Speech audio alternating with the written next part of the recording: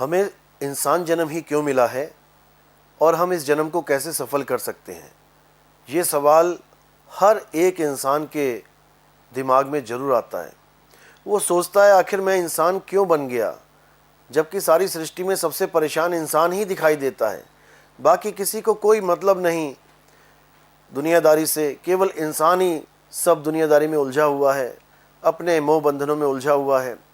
आखिर ये इंसान जन्म हमें क्यों मिला है और इसको कैसे सफल करेंगे, आज इस पर विचार करेंगे। इंसान जन्म हमें केवल और केवल परमात्मा की दया से मिलता है। अगर उसकी दया ना हो तो हमें लक्ष्य 84 में जाना पड़ता है। तरह तरह के जानवर जंगलों में देखिए, शेरों के आगे हिरण भाग रहे हैं, जान बचा रहे हैं। कितने कितने जंगली कुत्ते जिंदा ही हिरणों को खा जाते हैं। इतना कष्ट भोगना है इस 84 में, ये सब हम भोग चुके हैं। उसके बाद अपार दया हुई परमात्मा की, तो हम इंसानी चोले में आए। अब इस चोले में आके हमें केवल एंजॉय ही नहीं करना है कि हम अपने जीवन को केवल मनोरंजन में बिता के चले जाएं। इस जीवन को सफल बनाना है। और सफल कैसे बनाना है? केवल और केवल परमात्मा की भक्ति करके। अब वो भक्ति क्या है और कैसे उसको करना है, ये सबसे इम्पॉर्टेंट सवाल है हमारे जीवन का।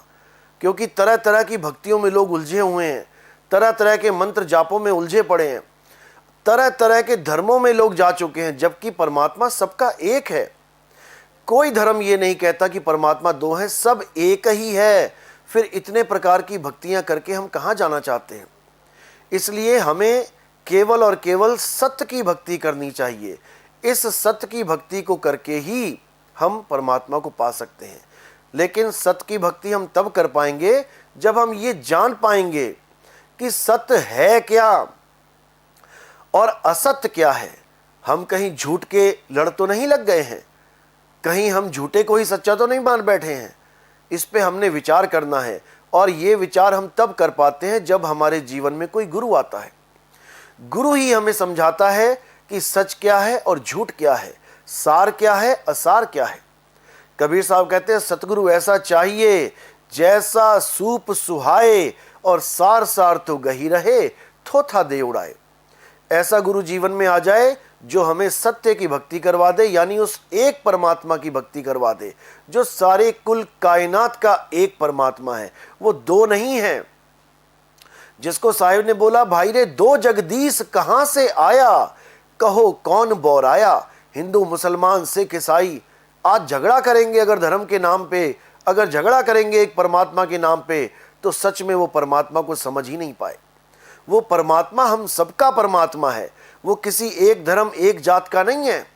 हम उस एक परमात्मा को ना जानने के कारण लड़ रहे हैं, ना कि हम उसको जानने के बाद लड़ पाएंगे। हम कभी नहीं लड़ पाएंगे। जैसे एक पानी के बहुत से नाम रख दिए गए, जल, वाटर, नीर, तोय, पानी। अब इन पांचों नामों में जो उलझेगा, जो झगड़ा करेगा कि पानी से गला गीला होगा, जल से नहीं, जल से गला गीला होगा, वाटर से नहीं, वो सच में इस दुनिया में अज्ञानी ही कहलाएगा। झगड़ा तब खत्म होगा जब हम इन नामों से ऊपर उठ के उस तत्व तक पहुंचेंगे कि आखिर पानी कहते किसको हैं, आखिर जल कहते किसको हैं, आखिर वाटर है क्या। और जिस दिन हम ये जान पाएंगे उस दिन में यकीन मानना हम आराम से हर बंधन से दूर होके एक परमात्मा की शरण में आ जाएंगे। फिर उस परमात्मा को कोई नाम नहीं होगा कि कोई कहे राम और कोई कहे अल्लाह, कोई कहे वाहेगुरु, नहीं। ये सारे नाम तो इंसानों ने बनाए हैं। जब आदि मानव था उसके पास कपड़े पहनने को नहीं थे, खाने को कोई दाने नहीं थे, खेती बाड़ी जानता नहीं था, केवल जंगलों में शिकार करता था या फल फूल कंद मूल खा लेता था। तब उस आदि मानव के पास अग्नि तत्व भी नहीं था, पत्थर से पत्थर टकरा के उसने आग जलाना सीखा। तब उसके पास अक्षर कहां थे? उसके पास का खा गा घा ABCD अलिफ बे ते पे उड़ा एड़ा ईड़ी सस्सा हा हा कहां थे? ये अक्षर कहां थे उसके पास? जब ये अक्षर नहीं थे तो कौन से भगवान का नाम था? राम का रा कहां से आया? कबीर का का कहां से आया? अल्लाह का आ कहां से आया? वाहेगुरु का वाह कहां से आया? गॉड का गा कहां से आया?